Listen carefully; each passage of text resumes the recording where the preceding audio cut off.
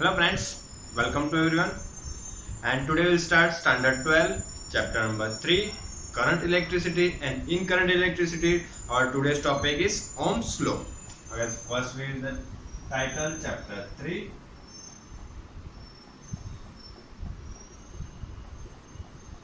current electricity, and today topic is Ohm's law.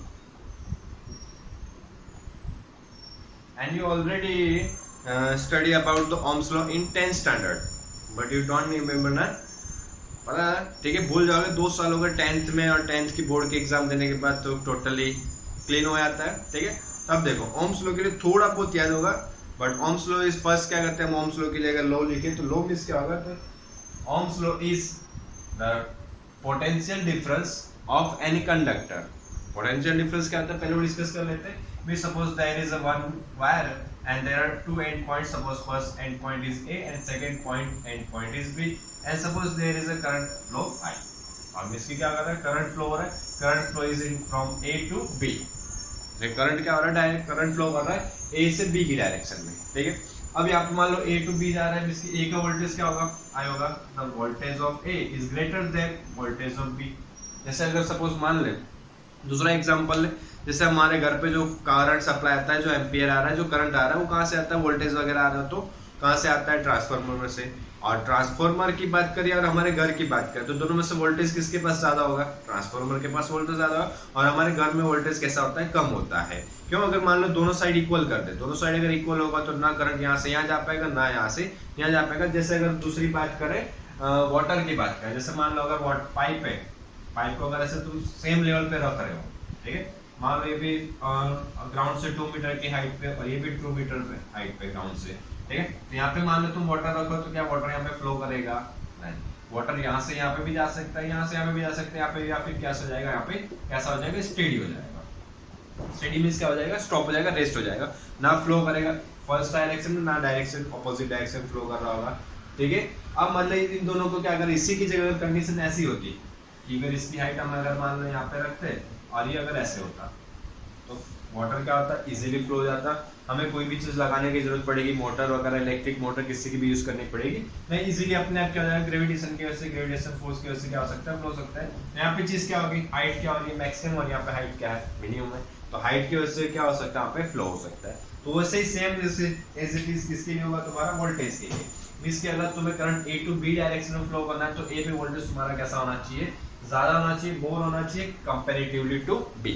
ठीक है, same as it is तुम्हारे घर पे जो वोल्टेज होगा according to compare to transformer तुम्हारा कैसा होता है, कम होगा. इसकी वजह से करंट का फ्लो करता है ट्रांसफार्मर टू आवर होम. ठीक है, हमारे होम से या हमारे घर से वहां पे ट्रांसफार्मर करंट सप्लाई करता है, नहीं करता. ठीक है, अब यहाँ पे इतनी चीज क्लियर हो गई. तो अब इन दोनों का जो पोटेंशियल डिफरेंस होगा, जैसे मान लो यहाँ पे अगर आप बात करें कि A का वोल्टेज है VA इज इक्वल टू मान लेते 50 and VB is equal to कितना होगा हमारा 0. तो पोटेंशियल डिफरेंस कितना हुआ, पोटेंशियल डिफरेंस क्या होगा, VA minus VB. VA minus VB की बात करते हैं 50 माइनस 0, तो वोल्टेज कितना मिल रहा है हमें, 50 वोल्ट. जो भी हम वैल्यू लिखी आती है ना किसी के ऊपर भी कि 50 वोल्ट होता है, चार्जर 2.5, तो हम पे मतलब कि पोटेंशियल डिफरेंस की वैल्यू लिखी आती है. कभी भी एग्जैक्ट सेम एक पॉइंट की वैल्यू कभी वोल्टेज लिखी नहीं आएगी. ठीक है, पोटेंशियल डिफरेंस में क्या होगा, वोल्टेज का जो 2 पॉइंट्स के बीच का डिफरेंस होगा. जैसे यहाँ पे 50 वोल्ट है, मान लेते हैं 50 वोल्ट की वजह से यहाँ पे करंट फ्लो हो रहा है I is equal to 2 ampere. ठीक है, अब क्या कर रहे हो, देखो थोड़ा सा चेंज कर रहा हूँ. मान लो यहाँ पे A पॉइंट का जो वोल्टेज है उसको हम थोड़ा सा इंक्रीज करके अगर मान लो कर देते हैं 50 की जगह कर दिया यहाँ पे 100, और B का भी अगर मान लो सपोज हम इंक्रीज करके कर दिया 50. ठीक है, अभी भी डिफरेंस कितना आएगा, 100 माइनस 50, अभी भी VAB कितना आ रहा है हमारा 50 वोल्ट. तो करंट में देखो कोई चेंजेस नहीं होगा. यहाँ पे भले तुमने A पॉइंट पे करंट वोल्टेज इंक्रीज करके 100 कर दिया और B पे भी इंक्रीज कर दिया, बट करंट में कोई चेंजेस नहीं आ रहा क्योंकि VAB की वैल्यू अभी भी कितनी है, 50 है. पोटेंशियल डिफरेंस अभी भी कितना है, 50 है. पोटेंशियल डिफरेंस में अगर कोई चेंजेस नहीं हो रहा तो करंट में कोई भी चेंजेस होगा नहीं. थर्ड बात करें और एक कंडीशन लेते हैं, मान लो VA की वैल्यू हमने सपोज मान ली 200, okay? And VB is equal to, suppose we can take 100 volt. And now we find the potential difference of AB, and AB is equal to 200 minus 100. So totally final potential difference is 100 volt, and so potential difference is double. So current is also double, means current 2 ampere की जगह कितना हो जाएगा 4 ampere. इतनी चीज clear. तो यहाँ से हम एक चीज बोल सकते हैं कि जो करंट है इनडायरेक्टली या डायरेक्टली किस पे डिपेंडेंट कर रहा है, पोटेंशियल डिफरेंस पे। तो यहाँ से ओम्स लॉ ने क्या बताया था, V proportional to I, and V means potential difference and current means I। और यहाँ से देख सकते हो कि पोटेंशियल डिफरेंस हम क्या करेंगे, इंक्रीज करेंगे तो करंट भी हमारा क्या होगा, इंक्रीज होगा। और ये चीज किसने की थी, ओम्स लॉ ने बताई थी। ठीक है, तो इसका स्क्रीनशॉट ले और बाद में आराम से नोट डाउन कर ले, या स्टॉप करके वीडियो को नोट डाउन करें। ठीक है, इतनी चीज क्लियर। यहाँ सब क्या रहेंगे, सिर्फ लॉ को याद रखेंगे हम, ये वैल्यू अंडरस्टैंडिंग के लिए थी।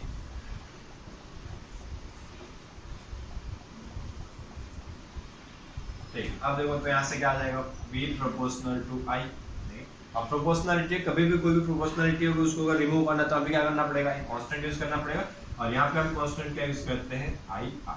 और R हमारा क्या होता है, रेजिस्टेंस। R हमारा क्या होगा, resistance.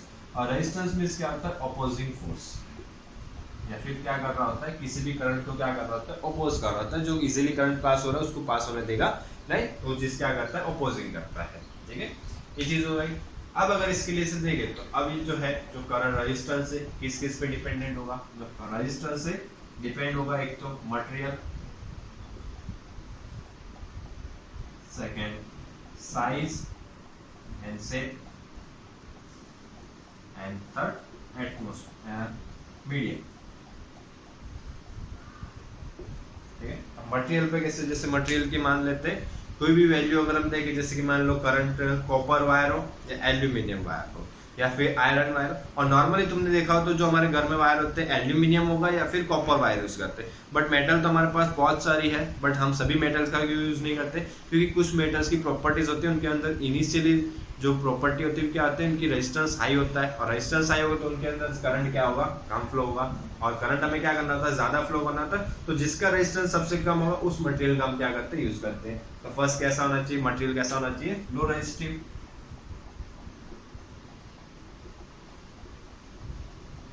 Second size and shape. अब देखिए, जैसे मान लो करंट को यहाँ से अगर यहाँ तक फ्लो करना हो, तो सपोज मान लेते हैं जो वायर है, वायर की लेंथ सपोज L है, और इसी की लेंथ अगर हम डबल कर दें, इसी की लेंथ अगर हम डबल कर दें तो करंट को फ्लो होने में क्या करेगा, ज्यादा टाइम लगेगा। इसकी ये L है और इसी की जगह हम यहाँ पे कंसीडर कर ले पॉइंट A और पॉइंट B, और इसकी सपोज लेंथ हम कंसीडर कर ले 2L, और यहाँ से करंट फ्लो हो रहा है। तो अब उतना ही टाइम लगेगा कि डबल टाइम लगेगा, सीधी सी बात है, डबल टाइम लगेगा। इसके लिए लेंथ L है, इसके लिए लेंथ डबल हो गई, और लेंथ डबल हो गई मतलब वहाँ पे क्या चीज इंक्रीज हो रही है, करंट को ज्यादा टाइम लग रहा है। करंट को ज्यादा टाइम लग रहा है मतलब क्या चीज हुई, रेजिस्टेंस क्या हो गया, इंक्रीज हो गया। ठीक है, तो यहाँ से हम क्या करेंगे, हम फॉर्मूला डिराइव करेंगे रेजिस्टेंस के लिए। तो रेजिस्टेंस के लिए एक चीज हमें मिल गई, R प्रोपोर्शनल टू L। इसकी L की वैल्यू इंक्रीज करो, रेजिस्टेंस इंक्रीज होगा, और रेजिस्टेंस इंक्रीज होगा तो यहाँ से अगर हम फॉर्मूला निकालें I के लिए, I इज इक्वल टू हो गया V अपॉन R। और R की वैल्यू अगर इंक्रीज होगी तो I की वैल्यू क्या हो जाती है, डिक्रीज होगी। ठीक है, एक तो ये चीज होगी। अब मान लो इस वायर की जगह हम क्या करते हैं, इसको वायर को थोड़ा सा थिक कर दें, लेंथ ना बढ़ा के, अगर वायर को हम क्या करें, थिक कर दें, इतना सा कर दें, तो क्या होगा। ठीक है, तो देखो उसका जो करंट, जैसे मान लो इलेक्ट्रॉन को यहाँ से स्टार्ट करके यहाँ तक जाना था, करंट मींस क्या है, फ्लो ऑफ इलेक्ट्रॉन्स। इलेक्ट्रॉन को इस पॉइंट से इस पॉइंट तक मोशन करना है, तो अगर ये चीज तुम बढ़ाते जाओ तो उसको कोई फर्क पड़ेगा नहीं, इलेक्ट्रॉन को सीधी डायरेक्शन जाएगा, ऐसा तो कोई फ्लो। तो एरिया तुम क्या कर रहे हो, बढ़ा रहे हो, तो ये चीज क्या होती जाएगी, कम होती जाएगी। किसी भी चीज को हम क्या करते हैं, ऐसे कंप्रेस करते हैं तो लेंथ क्या होती जाएगी, कम होती जाएगी, और एरिया क्या होता जाएगा, इंक्रीज होता जाएगा। और लेंथ अगर कम होगी तो रेजिस्टेंस क्या होगा, उसका कम होता जाएगा। तो एरिया के कैसे होता है, इनवर्सली प्रोपोर्शनल। और इन दोनों को अगर हम कंबाइन करें तो हमारा फॉर्मूला क्या होगा, R proportional to L by A। और यहाँ पे देख लो तो वापस एक आया कांस्टेंट, सॉरी प्रोपोर्शनलिटी। और प्रोपोर्शनलिटी को रिमूव करने के लिए यहाँ पे हम वापस क्या करेंगे, एक चीज यूज करेंगे क्या, अब यहाँ पे कांस्टेंट यूज करेंगे, उसको हम बोलते हैं रेजिस्टिविटी। यहाँ पे जो रो है वो क्या होगा हमारा, रेजिस्टिविटी। रेजिस्टिविटी क्या होती है, मटेरियल की फिक्सिटी है। और उसके लिए एक टेबल पे इसी चैप्टर में आगे तुम जाके देखोगे, ठीक है, तो उसके अंदर सभी रेजिस्टेंस की वैल्यू क्या, रेजिस्टिविटी की वैल्यू दी है, रेजिस्टेंस की वैल्यू नहीं दी है, रेजिस्टिविटी की वैल्यू दी हुई है। ठीक है, और रेजिस्टिविटी क्या आता है, हर मटेरियल के लिए वैल्यू फिक्स रहती है। ठीक है, वो सब तुम याद रख सकते हो, गूगल पे भी याद रख सकते हो। रेजिस्टिविटी फिक्स रहेगी, रेजिस्टेंस कभी फिक्स, क्योंकि वायर की लेंथ अगर तुमने चेंज कर दी तो वहाँ पे रेजिस्टिविटी की वैल्यू फिक्स रहेगी, ठीक है। जैसे वाटर डेंसिटी की हम 11 में बात करते थे, वाटर की डेंसिटी क्या होती है 1000, ठीक है। अब वाटर की डेंसिटी 1000 मींस कि वो 1000 किसके लिए, 1 लीटर के लिए, 1000 लीटर के लिए, या 100 लीटर के लिए, किसके लिए, सभी के लिए। कोई भी एक ड्रॉप भी होगा तो उसकी रेजिस्टिविटी भी क्या होती है, उतनी रहती है, उसका डेंसिटी भी कितनी होगी 1000 रहेगी, ठीक है। जैसे डेंसिटी फिक्स रहती है कोई मटेरियल के लिए, तो वैसे यहाँ पे क्या फिक्स रहता है, रेजिस्टिविटी। रेजिस्टेंस क्या हो सकता है, वेरी कर सकता है, वायर की लेंथ चेंज करोगे तो वहाँ पे क्या हो सकता है, चेंज हो सकता है, ठीक है। तो ये चीज हो जाएगा रेजिस्टेंस के लिए, और ये फॉर्मूला याद रखना, और इससे काफी क्वेश्चंस बनते हैं। जैसे एक क्वेश्चन हम अभी पूछ लेते हैं, ठीक है, और आंसर कमेंट में करना। क्या है, suppose we double the length of wire. Suppose we double the length of wire. So what effect on resistance? तो रेजिस्टेंस पे क्या इफेक्ट होगी, ठीक है। कमेंट करें फटाफट, और बाकी स्क्रीनशॉट ले ले पहले फटाफट, फिर रफ कर देते।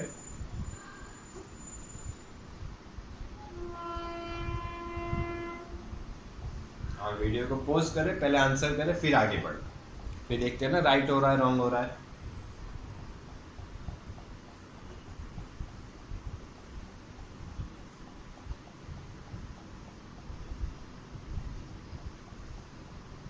अभी बताया था देखो, लेंथ डबल हुई थी, रेजिस्टेंस क्या हुआ था डबल, या फिर नहीं होता देखो, तो लेंथ सपोज एल है,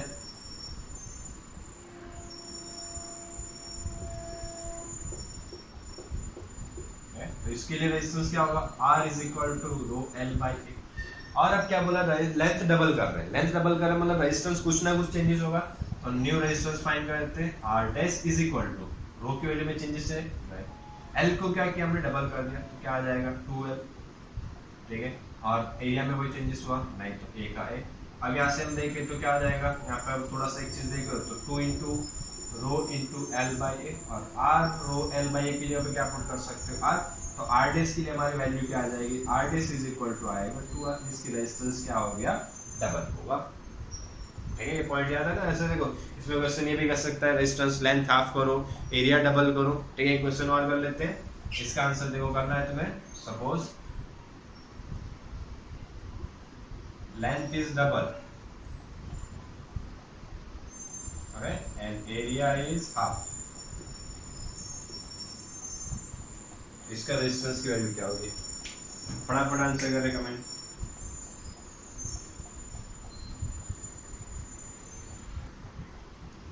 ठीक है, देखो तो इनिशियली अगर हम बात करें लेंथ L है, एरिया A, ठीक है। तो इनिशियली रेजिस्टेंस क्या होगा, R is equal to rho L by A। New resistance के लिए R डेस कंसीडर कर लो, लेंथ क्या कर रहे हैं, डबल कर रहे हैं, तो L की जगह क्या आ जाएगा 2L, एरिया क्या कर रहे हैं, हाफ कर रहे हैं, तो A की जगह क्या आ जाएगा A बाई 2, और ये 2 कहाँ जाएगा ऊपर, तो 2 इंटू 2 क्या आ जाएगा हमारा 4RL बाई A, और RL बाई A की जगह पे वैल्यू क्या पुट कर सकते हो R, so R dash is equal to 4R, इसकी रेजिस्टेंस क्या हो गया 4 टाइम्स हो गया, ठीक है। ऐसे बहुत से क्वेश्चन बनेंगे, एरिया डबल कर दो, लेंथ हाफ कर दो, ठीक है, तो भी हो जाएंगे सब। ऐसे ये मेथड याद रखना, ठीक है, इतना नोट डाउन कर ले, ठीक है। और इसके बाद अगर नेक्स्ट टॉपिक देखें तो नेक्स्ट टॉपिक होगा हमारा drift of electron and origin of resistivity. Next topic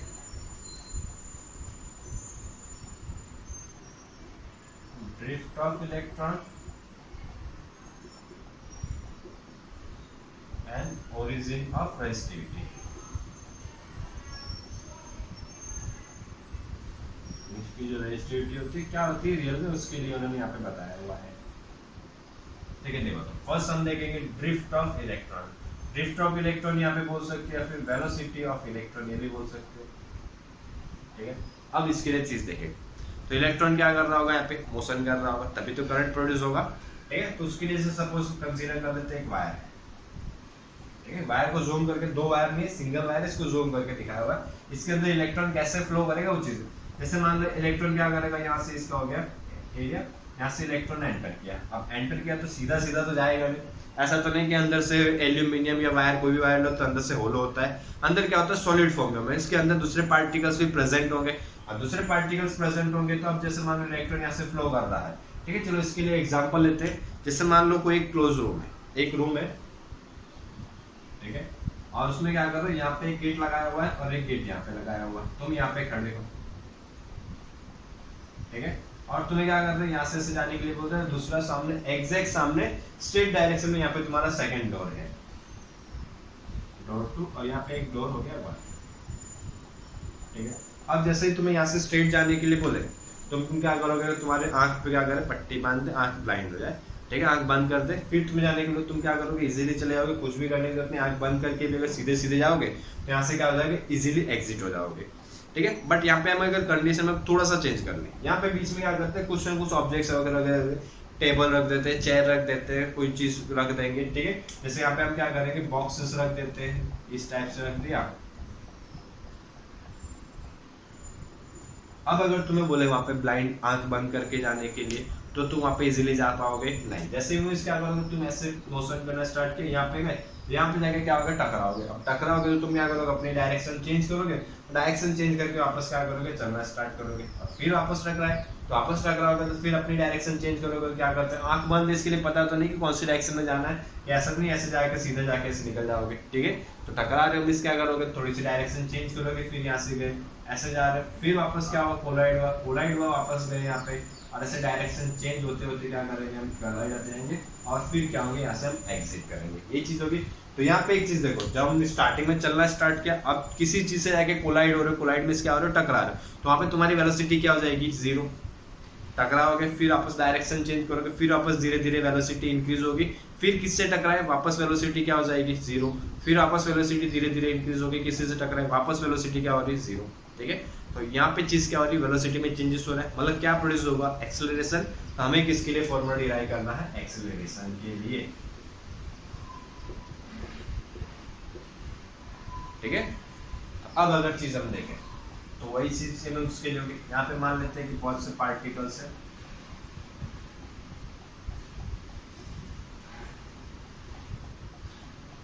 electron ने चलना स्टार्ट किया, मोशन स्टार्ट किया, यहाँ पे गया कोलाइड हुआ, कोलाइड की वजह से इसकी डायरेक्शन चेंज हुई, और चेंज होके मान लो यहाँ गया, और यहाँ से वापस कोलाइड हुआ, कोलाइड होके वापस इधर गया, डायरेक्शन चेंज हुई, कोलाइड हुआ, कोलाइड होके वापस इधर गया, इधर से वापस कोलाइड होके इधर गया, और इधर कोलाइड हुआ और इधर कोलाइड हुआ, और ऐसे क्या कर रहा है चेंज कर रहा है, ऐसे मोशन कर रहा है। अब इसी के लिए जैसे अलग से ड्रॉ कर पॉइंट यहाँ से स्टार्ट करते, मान लो इलेक्ट्रॉन ने मोशन करना स्टार्ट किया और कहाँ पहुंच गया, स्टार्टिंग मान लेते सपोज किया पॉइंट ए से, और कहाँ पहुंच गया पॉइंट बी पे, ठीक है, ये चीज तो हो गई। अब देखो यहाँ पे एक वर्ड और आएगा रिलैक्सेशन टाइम, रिलैक्सेशन टाइम,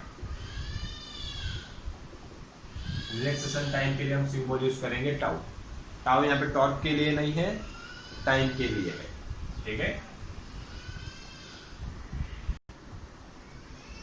ठीक है, अब देखो रिलैक्सेशन का टाइम का मीनिंग क्या होगा, मींस की जैसे सपोज यहाँ से एक बार कोलाइड हुए, ठीक है, फिर वहां से तुम वापस दूसरी बार जो कोलाइड कंसेक्यूटिव 2 टाइम्स जो कोलिजन हो रहा है उसके बीच का जो टाइम इंटरवल होगा, मींस यहाँ से चलते चलते तुम यहाँ अगर इस बॉक्स से टकरा और इस बॉक्स से वापस दूसरी बार जाके यहाँ पे टकराए, तो इस बॉक्स से टकराने के बाद जब तुम वापस दूसरी बार किसी चीज से कोलाइड कर रहे हो उसके बीच का जो टाइम इंटरवल होगा उसको हम क्या बोलेंगे रिलैक्सेशन टाइम। क्यों? क्योंकि वहाँ पे क्या होगा रिलैक्स होगे, जब तक तुम किसी चीज से कोलाइड नहीं करोगे टकराओगे नहीं तब तक तुम कैसे होगे रिलैक्स होके चलोगे, तब तक वो चीज क्या रहेगी हमारे उसको टाइम लगेगा, उस टाइम को हम क्या बोलेंगे रिलैक्सेशन टाइम, ठीक है। और एक्सेलरेशन के लिए हम फॉर्मूला की सिंबल क्या यूज करते हैं ए, ठीक है। ये तो बात हो गई किसके लिए एक्सेलरेशन के, रिलैक्सेशन टाइम के लिए। अब अगर बात करें तो यहाँ पे ड्रिफ्ट वेलोसिटी एक आएगा। अब ड्रिफ्ट वेलोसिटी के लिए क्या कंसीडर करें, जैसे मान लो ये कब था जब इलेक्ट्रिक फील्ड की वैल्यू क्या थी 0 और यहाँ पे कोई भी इलेक्ट्रिक फील्ड प्रेजेंट था नहीं। अब क्या करो, मान लो इसी मटेरियल को तुमने कहाँ पे रखा इलेक्ट्रिक फील्ड के अंदर रख दिया, ये हो गई फर्स्ट कंडीशन, ये हो गई हमारी सेकंड कंडीशन, मतलब इलेक्ट्रिक फील्ड यहाँ पे प्रेजेंट है। इलेक्ट्रिक फील्ड की मान लेते हैं यहाँ पे पॉजिटिव चार्जेस है, यहाँ पे नेगेटिव चार्जेस है, तो इलेक्ट्रिक फील्ड की डायरेक्शन यही होगी,